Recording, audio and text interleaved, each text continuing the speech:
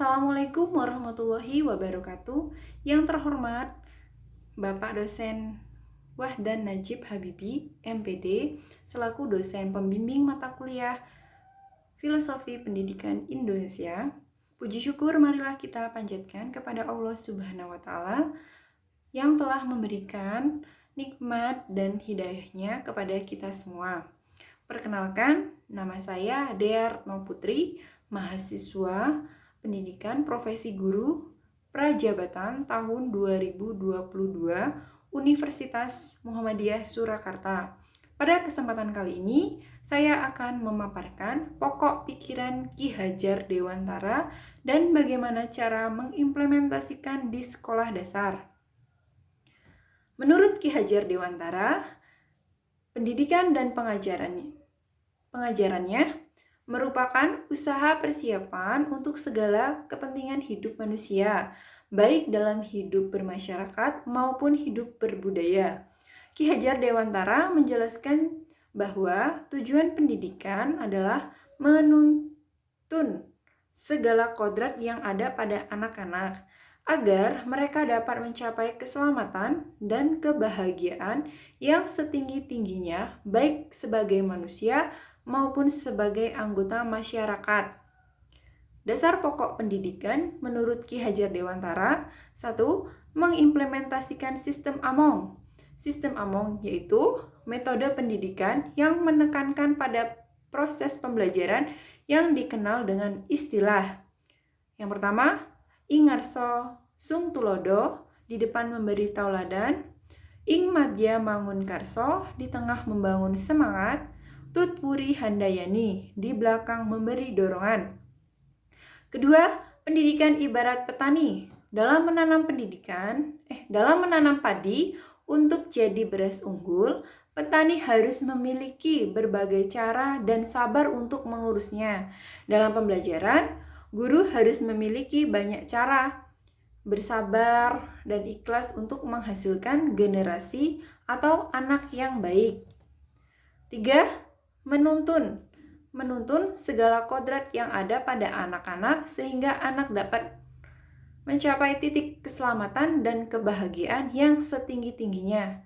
Menuntun bukan pada kodrat dasarnya, tapi menuntun untuk memperbaiki tingkah laku. Dan yang keempat, menghamba pada anak.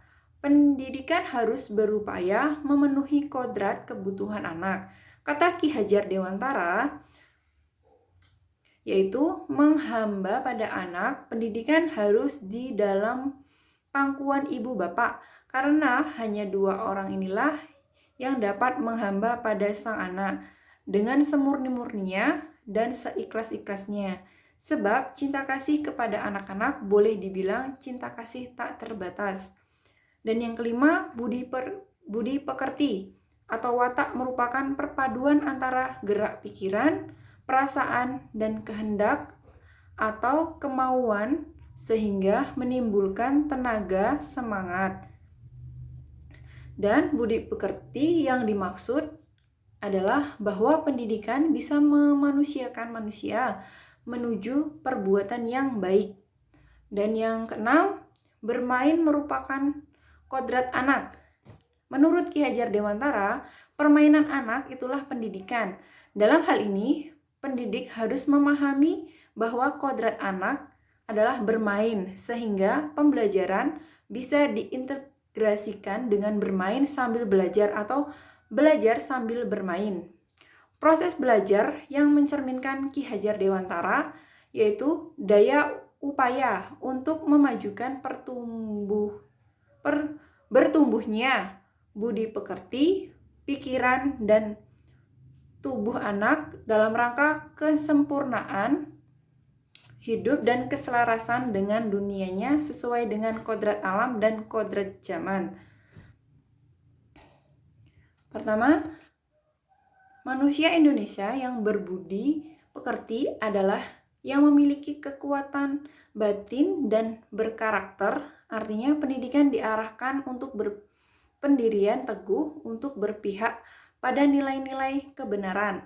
Jadi budi pekerti adalah istilah yang memayungi perkataan sikap dan tindakan yang selaras dengan kebenaran ajaran agama, adat istiadat, hukum positif, dan tidak bertentangan dengan nilai-nilai kemanusiaan universal lainnya. Dan yang kedua, manusia di Indonesia yang maju pikirannya adalah yang cerdas kognisi dan kecerdasannya itu membebaskan dirinya dari kebodohan dan pembodohan dalam berbagai jenis dan bentuk. Misalnya, karena rekayasa penjajahan berupa indoktrinasi, istilah maju dalam pikiran ini memajukan, meningkatkan kecerdasan dan kepintaran. Ketiga, manusia di Indonesia yang mengalami kemajuan pada tataran fisik atau tubuh adalah yang tidak semata sehat secara jasmani namun mampu mengendalikan dorongan-dorongan tuntunan tubuh dan melalui tubuh yang maju itu pula pikiran yang maju dan budi pekerti yang maju memperoleh dukungan untuk mendeklarasi kemerdekaan diri.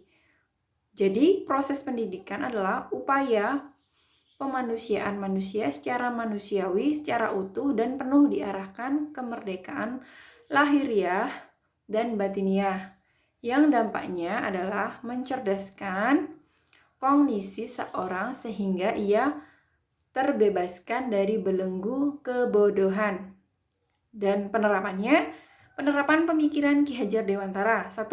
Melalui tindakan nyata seperti memfasilitasi sarana dan pembiasaan literasi. 2. Aktualisasi penguatan pendidikan karakter berbasis kelas, sekolah, dan masyarakat.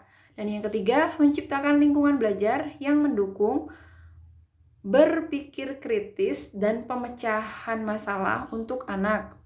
Dan yang keempat, menjalin komunikasi dengan rekan guru, kepala sekolah, orang tua, serta lingkungan masyarakat untuk mendukung pembelajaran yang berpusat pada siswa.